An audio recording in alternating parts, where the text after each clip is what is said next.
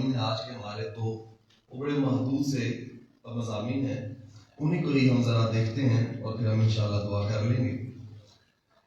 اللہ رب ذوالجلال نے اس بارے میں ایک سورت نازل فرمائی، سورت الزمر۔ زمر کہتے ہیں گروہ۔ زمر وہ گروہ جو ایک جتھا بنے اور اس کو پھر کہیں پر لے جایا جائے، تو یہاں دو گروہوں کا تذکرہ اللہ رب الجلال نے فرمایا۔ پہلا گروہ وہ جو جہنم میں جائے گا اور دوسرا گروہ وہ جو جنت میں جائے گا، ان دونوں کا تذکرہ کیا۔ اب اس بات کو ذرا سمجھیے، ویسے آج کل سوشل میڈیا کا زمانہ ہے تو ہر شخص اپنے ویوز کے چکر میں کچھ بھی کہتا ہے، اس لیے آپ آئے روز یہ بات سنتے ہوں گے قیامت فلانت آ رہی ہے، یہ فلان نشانی پوری ہو رہی ہے، تو اب 2024 میں قیامت آ جائے گی، تو 25 میں آ جائے گی، تو یہ نشانی بھی پوری ہوگی، تو یہ نشانی بھی۔ یہ ساری باتیں آپ احباب بسا اوقات سنتے ہیں۔ ایک نظریہ اپنے ذہن میں یہ بٹھائیں، کیونکہ یہ سورت کے اندر اس بارے میں خاص طور پر اللہ تعالیٰ نے وقوع قیامت کا تذکرہ کیا کہ قیامت کیسے برپا ہوگی۔ سب سے پہلے اس روئے زمین پر اب جو وقت جا رہا ہے، اس کے بعد جو فتنہ آئے گا، اس فتنے کا نام فتنہ دجال ہے۔ دجال نما ہوگا۔ اب دجال یہ ایک آنکھ رکھے گا، اللہ تعالیٰ نے اس کو ایک عجیب سی حیت عطا فرمائی، اور حالت اور حرکتیں مطلب یہ کرے گا کہ یہ مردوں کو بھی زندہ کرے گا۔ دجال مردوں کو بھی زندہ کرے گا اور اپنے بڑے سارے کرتب یہ دکھائے گا، لوگوں کو اپنی طرف مائل کرے گا، لوگ اس کی طرف لپکتے چلے جائیں گے، اور بہت زیادہ کفر دنیا میں پھیلے گا۔ جب یہ بہت زیادہ کفر غالب آ جائے گا تو پھر اس کے بعد حضرت امام مہدی علیہ السلام آپ مدینہ منورہ میں پیدا ہوں گے۔ امام مہدی کہاں پیدا ہوں گے؟ مدینہ منورہ میں۔ اب یہاں میں یہ بات اس لیے آپ کو وضاحت کرنا چاہ رہا ہوں، کچھ لوگوں کا نظریہ یہ ہے کہ امام مہدی جو ہے وہ پیدا ہو گئے اور ایک غار میں چھپے ہوئے ہیں، صحیح وقت کا انتظار کر رہے ہیں، صحیح وقت آئے گا تو باہر نکل آئیں گے۔ تو ایسا نہیں ہوتا، جو اللہ کا بندہ ہوتا ہے وہ کسی سے چھپ کے بیٹھتا اور پھر امام مہدی چھپ کے بیٹھے۔ یہ ممکن ہو سکتا ہے، جن کے بارے میں احادیث کے اندر ساری وضاحتیں موجود ہیں۔ اس لیے امام مہدی ابھی پیدا نہیں ہوئے۔ اہل سنت و جماعت کے نظریے کے مطابق امام مہدی مدینہ منورہ میں پیدا ہوں گے، اور پیدا بھی ہوں گے حضرت سیدنا امام حسن رضی اللہ تعالیٰ عنہ کی اولاد میں سے۔ حضرت امام حسن کی اولاد میں ان کا نسب آئے، شیر خدا رضی اللہ تعالیٰ عنہ کے پوتے ہوں گے۔ اور پھر جب دجال اپنا سارا وہ وبال اور سارا کفر پھیلائے گا تو پھر امام مہدی رحمت اللہ تعالیٰ علیہ آپ نکلیں گے مدینہ منورہ سے فوجیں لے کر اور اس دجال کا مقابلہ کریں گے۔ جب چلتے چلتے چلتے چلتے ملک شام میں پہنچیں گے تو ملک شام میں پھر اللہ تعالیٰ شام کی جو جامع مسجد ہے اس کے مینار کے اوپر حضرت عیسیٰ علیہ السلام کو نازل فرمائے گا۔ چونکہ ہمارے نزدیک حضرت عیسیٰ علیہ السلام زندہ آسمانوں پر اٹھا لیے گئے ہیں، وما قتلوہ وما صلبوہ ولکن شبہ لہم۔ ہمارے نزدیک حضرت عیسیٰ علیہ السلام کو پھانسی نہیں دی گئی، قتل نہیں کیا گیا، بلکہ وہ جو آپ کو شہید کروانا چاہتا تھا اللہ نے اسی کو حضرت عیسیٰ کی شکل دے دی اور اس کو سولی پر لٹکا دیا اور حضرت عیسیٰ علیہ السلام کو زندہ آسمانوں پر اٹھا دیا۔ تو شام کی جامع مسجد کے اندر مینار کے اوپر جو ہے وہ حضرت عیسیٰ علیہ السلام نازل ہوں گے، اور یہ دونوں نفوس قدسیہ۔ اور اس بات کو ذرا سمجھنا، میرے اور آپ کے آقا کی شان یہ ہے، حضور آخری نبی بن کر آئے، لیکن حضرت عیسیٰ بعد میں آئیں گے بھی تو نبی بن کر نہیں آئیں گے، امتی بن کر آئیں گے۔ جسے کہا نا میرے امام نے، کیا خبر کتنے تارے کھلے چھپ گئے پر نہ ڈوبے نہ ڈوبا ہمارا بھی۔ ایک نبی کے بعد دوسرا نبی آئے تو پھر پچھلے نبی کی نبوت ختم، ایک نبی کے بعد دوسرا رسول آئے تو دوسرے پچھلے رسول کی رسالت ختم۔ اور حضور کے بعد کوئی نبی آ بھی جائے، کوئی رسول آ بھی جائے تو نبی اور رسول بن کر نہیں آئے گا، بلکہ میرے اور آپ کے آقا کا امتی بن کے دنیا میں آئے گا۔ حضرت عیسیٰ کی شان جیسے پھر حضرت عیسیٰ علیہ السلام اور حضرت امام مہدی یہ دونوں نکلیں گے اور جہاد کریں گے دجال کے خلاف، یہاں تک کہ کہ اس روئے زمین پر کوئی ایک شخص بھی ایسا نہیں ہوگا جو کفر کرنے والا ہوگا. اس کائنات میں جھنڈا لہرائے گا محمد عربی کے نام کا جھنڈا لہرائے گا. پوری کائنات میں ایک جو ہے وہ کفر جو ہے وہ نظر نہیں آئے گا. کافروں کو ختم کر دیا جائے گا. یہ جو یہودی ہیں خاص طور پر ان یہودیوں کے بارے میں حضور علیہ السلام کی حدیث میں موجود ہے کہ جب یہ غزوہ لڑا جائے گا, اسے غزوہ ہند کے نام سے جو ہے وہ احادیث کی کتابوں میں بیان کیا جاتا ہے. جب یہ یہودی کسی پتھر کی اوٹ میں چھپے گا, اللہ اس پتھر کو زبان دے گا کہ بول, اور وہ بول کے مسلمان مجاہد کو کہے گا کہ ادھر آ, یہ ظالم میرے پیچھے چھپا بیٹھا ہے, اس یہودی کو یہاں آ کے قتل کر دے. اور آگے بڑھے گا مجاہد اور یہودی کو قتل کر دے گا.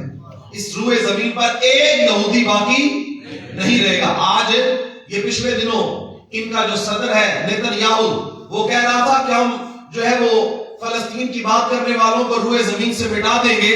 لیکن یہ قرآن ہمارا, اس قرآن کے اوپر ہمارا اتنا یقین, تیقن اور اذعان ہے, ہم اس کی قسم کھا کے حضور کی حدیث کے مطابق کہہ سکتے ہیں تم مسلمانوں کو ختم کرو گے یا نہیں کرو گے, یہ بات کی بات ہے. اور ہمارے نبی نے کہا ہے اس روئے زمین سے سارے یہودی ختم کیے جائیں گے انشاءاللہ. ایک یہودی باقی نہیں بچے گا. اپنی طاقت کے اوپر گھمنڈ کرنے والے, غرور کرنے والے, یہ تاخت و تاراج کر دیے جائیں گے. درخت کے پیچھے چھپیں گے تو درخت بھی کہے گا کہ ادھر آ, یہ ظالم میرے پیچھے چھپا ہے, یہاں آ کے اسے قتل کر دے. پتھر بولیں گے, سب یہودی, سب کفر جو ہے وہ دنیا سے ختم ہو جائے گا. اور پھر ایک وقت کے لیے اسلام پھیلے گا. اس کے بعد دوبارہ کفر کا غلبہ شروع ہوگا. اور کفر کے غلبے کے ساتھ ساتھ جب بہت زیادہ غلبہ ہو جائے تو ایک وقت ایسا آئے گا, اچانک ایک دن سورج مشرق کے بجائے مغرب سے نکلے گا. پھر اس کے 12 سال بعد قیامت قائم ہو جائے گی. اور جب سورج طلوع ہو جائے گا مغرب سے, اس کے بعد پھر توبہ کا دروازہ بند ہو جائے گا. اور یہ توبہ کے دروازے تب تک کھلے ہیں جب تک یہ جو ہے وہ سورج مغرب سے طلوع نہ ہو جائے. اس وقت تک اللہ تعالیٰ کہتا ہے یا ایھا الانسان ما غرک بربک الکریم, اور میری بارگاہ سے بھاگنے والے انسان, میری بارگاہ سے بھاگنا بلکہ آ جا, تیرا رب بڑا کریم ہے, تو جتنے بھی گناہ کر کے آئے گا میں تجھے بخشش عطا فرما دوں گا. اس کی رحمت بلا رہی ہے, آوازیں دے. اب پھر کیا ہوگا, 12 سال کے بعد ایک صبح طلوع ہوگی اور حضرت اسرافیل علیہ السلام فرشتوں میں سے جن کی خاص ڈیوٹی ہے وہ سور پھونکیں گے اور ایسی آواز آئے گی. حدیث میں لفظ ہے کہ جب حضرت اسرافیل علیہ السلام سور پھونکیں گے تو پھر جو بچے اپنی ماں کا دودھ پی رہے ہوں گے, مائیں ان کو بھی چھوڑ کر اس سور کی طرف بھاگے گی. وہ ایسی آواز ہوگی اور جب اس آواز کے قریب چلے جائیں گے تو پھر یہ ساری کائنات ختم ہو جائے گی.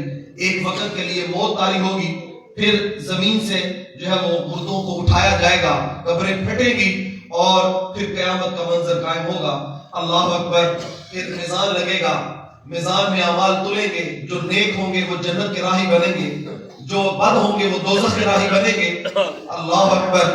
اس میں اللہ رب ذوالجلال نے جہنم کا تذکرہ کرتے ہوئے خاص ارشاد فرمایا اور میں جہنمیوں کو ہم گروہ در گروہ بھیجیں گے اور ان کی حیت اور صورت اور کیفیت کیا ہوگی. حضور صلی اللہ علیہ وسلم نے ارشاد فرمایا ایک جہنمی کا ایک دانت احد پہاڑ کے برابر ہوگا. جہنمی سے یہ شکل محمدی چھین لی جائے گی اور یہ اللہ کسی کو جہنم میں داخل بھی کرے گا تو اس شکل محمدی میں داخل وہ چاہتا ہے. وما اللہ تعالیٰ قرآن میں شاہ فرماتا ہے ما کان اللہ لیعذبہم وانت فیہم, محبوب جب تک آپ ان میں موجود ہیں خدا ان کو عذاب, تو جب تک شکل محمدی قائم رہے گی اللہ عذاب نہیں دے گا. پھر جہنمیوں کے جو ہے وہ جسم کو بنایا جائے گا بہت بڑا بڑا. آپ اندازہ کریں کہ 10 میل کے اوپر پھیلا ہوا جبل احد, ایک احد کے پہاڑ کے برابر ایک دانت ہوگا اور پھر اس کے 32 دانت کتنے ہوں گے, پھر وہ 32 دانت جس منہ میں آئیں گے وہ منہ کتنا بڑا ہوگا, پھر جس منہ میں یہ کیفیت اور صورت ہوگی پھر اس کے ساتھ جسامت کا عالم کیا ہوگا. اللہ کے نبی علیہ السلام نے فرمایا اس کی وہ حیت بنے گی اور مقصد یہ ہوگا ان کا جسم اور بڑا ہو تاکہ یہ زیادہ سے زیادہ سزا کو محسوس کریں, عذاب ان کے لیے زیادہ ہو سکے.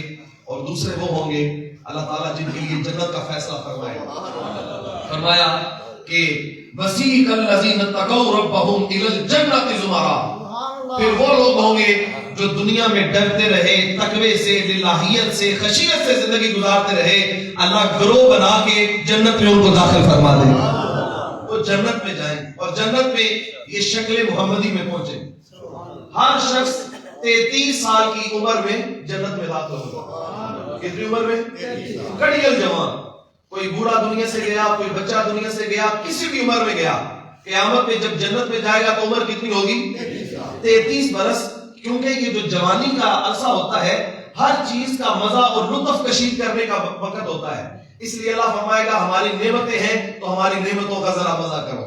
تم نے دنیا میں ہمارے حکموں کی پابندی کی ہے تو اب آؤ، اللہ تعالیٰ نے تمہارے لیے رحمتیں تیار فرمائی ہیں. آپ جب وہاں پہنچیں گے تو باغات ہوں گے، قرآن نے جگہ جگہ کہا، جس کے نیچے نہریں بہ رہی ہوں گی. یہ لوگ انجوائے کرنے کے لیے جاتے ہیں یہ شمالی علاقہ جات میں، تو وہاں جا کے دیکھتے ہیں کہ جب جھیل بہ رہی ہوتی ہے یا جب جھرنے بہ رہے ہوتے ہیں تو وہ منظر آنکھوں کو سکون دیتا ہے، اور جب سبزہ نظر آتا ہے تو انسان کو تسکین حاصل ہوتی ہے. اب مجھے بتائیں یہ دنیا کا منظر ہے کہ اگر شمالی علاقہ جات میں یا کہیں آپ دیکھیں کہ یہ منظر خوبصورت ہے، یہ جھرنے بہ رہے ہیں، وہ کوسے قزا کی رنگینی میں ایک آبشار پھوٹ رہی ہے، تو پھر انسان مزہ لیتا ہے، لطف کشید کرتا ہے. تو جب جنت میں اللہ فرماتا ہے جنت کے نیچے سے نہریں بہ رہی ہوگی تو پھر منظر کیا ہوگا، پھر نظارہ کیا ہوگا. اور پھر اللہ تعالیٰ خدمت گزاری کے لیے حوریں عطا فرمائے. یہاں ایک سوال جو حسن طبع کے لیے بھی کیا جاتا ہے، لیکن یہ شرع مسئلہ بھی بنتا ہے. لوگ کہتے ہیں مردوں کو تو حوریں ملیں گی، عورتوں کو کیا ملے گا؟ یہ ہے نا سوال، وہ بہت زیادہ سوال کیا جاتا ہے. میں یونیورسٹی میں لیکچر پڑھا رہا تھا تو بچوں کو میں نے یہ سارے وہ جنت کے واقعات بتائے، تو ایک بچے نے سوال کہ سر بتائیں یہ مردوں کو تو حوریں ملیں گی، عورتوں کو کیا ملے گا؟ تو میں نے کہا عورتوں کو بھی حوریں ملیں گی. اب حیران ہو گئے نا، پریشان ہو گئے کہ عورتوں کے لیے بھی حوریں اور مردوں کے لیے بھی. میاں حوریں جو ہوں گی وہ خدمت گزاری کے لیے، اللہ خدمت گزاری کے لیے، پروٹوکول کے لیے. اس دنیا میں بعض خواتین کے پاس خواتین خادمہ بن کے ہوتی ہے کہ نہیں ہوتی؟ کوئی پروٹوکول ہوتا ہے خاص قسم کا، یہ کام کرے، یہ ادھر کرے، یہ پروٹوکول دے. اسی طرح جنتی خواتین کا پروٹوکول بھی ہوگا اور اللہ ان کو خدمت گزاری کے لیے حوریں عطا فرمائے گا. اسی طرح مردوں کی خدمت گزاری کے لیے بھی حوریں عطا فرما دے گا. اور ایک حور کا جو حسن قرآن مجید میں سورہ رحمان کے اندر بیان کیا گیا کہ حور مقصورات فی الخیام، خیموں میں حوریں ہوں گی، اور دیگر جو ہے وہ تذکرے کیے ان کے موٹی موٹی آنکھیں ہوں گی اور شیشے جیسے، آئینے جیسے. اللہ تعالیٰ ان کو جسامت عطا فرمائے گا اور خوشبوؤں کا پیکر وہ حوریں ہوں گی جو مردوں کے لیے بھی ہیں اور عورتوں کے لیے بھی ہیں. لیکن اللہ فرماتا ہے کہ ہم جوڑے جوڑے بھی بنائیں گے، ایک جنتی مرد کے نکاح میں پاکیزہ عورت بھی عطا فرمائیں گے اور پاکیزہ عورت کو جنتی مرد بھی عطا فرمائیں گے.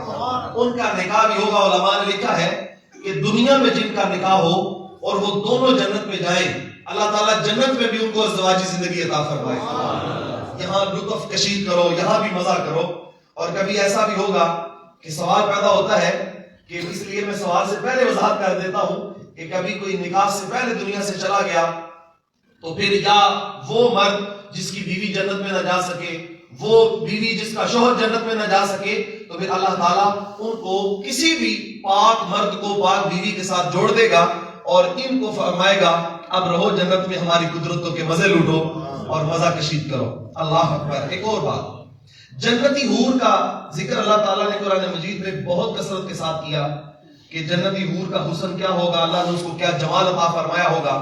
لیکن جنتی خاتون جو ہوگی اس کو اللہ نے یہ مقام عطا کیا. حدیث رسول صلی اللہ علیہ وسلم میں موجود ہے، حضور نے فرمایا 1000 حور. کتنی؟ 1000 حور اگر اس کا حسن جمع کر دیا جائے تو اتنا حسن اللہ تعالیٰ ایک جنتی خاتون کو عطا فرمائے گا اور حوروں کا سردار بنا کے رکھے گا. یہ مرد اور خواتین کے لیے اللہ تعالیٰ یہ سارے مزے جنت میں رکھے گا. ارشاد فرمایا کہ وہ لوگ جو وقالوا الحمد للہ الذی صدقنا وعدہ واورثنا الارض نتبوأ من الجنۃ حیث نشاء. اللہ فرماتا ہے جب جنت میں گروہ در گروہ کو داخل کیا جائے گا تو پھر وہ کہیں گے مالک تیری حمد ہے، تو نے تو اپنا وعدہ سچا کر کے دکھا دیا ہے. جو دنیا میں ہم سنتے تھے ہمیں وہ نعمتیں مل گئی ہیں اور فرمایا فنعم اجر العاملین، کتنا خوبصورت اجر ہے جو اللہ عمل کرنے والوں کو عطا فرمائے گا جنت کے ذریعے سے۔ اللہ ان کو پھر وَتَرَى الْمَلَائِكَةَ حَافِّينَ مِنْ حَوْلِ الْعَرْشِ يُسَبِّحُونَ بِحَمْدِ رَبِّهِمْ وَقُضِيَ بَيْنَهُمْ بِالْحَقِّ وَقِيلَ الْحَمْدُ لِلَّهِ رَبِّ الْعَالَمِينَ۔ اور فرمایا آپ دیکھیں گے کہ جو فرشتے ہیں یہ ہول بنا کے ارد گرد ان کے ہوں گے، یہ بھی ان کے لیے رشک بن رہے ہوں گے اور اللہ تعالیٰ کی حمد و ثنا بیان کی جا رہی ہوگی۔ اس وقت پھر اللہ کی رضا کا مظہر بنا کے اللہ جنت کی بہاریں بانٹ دے گا۔ دعا کرے نا اللہ تعالیٰ سب کو جنت میں داخلہ عطا فرمائے۔ کوئی ایسا نہ ہو ہم میں سے جو دوزخ کی راہوں کا راہی بنے، اللہ سب کو جنت کی راہوں کا راہی بنا دے اور ہمیں اس کی رحمت پر بھروسہ ہے۔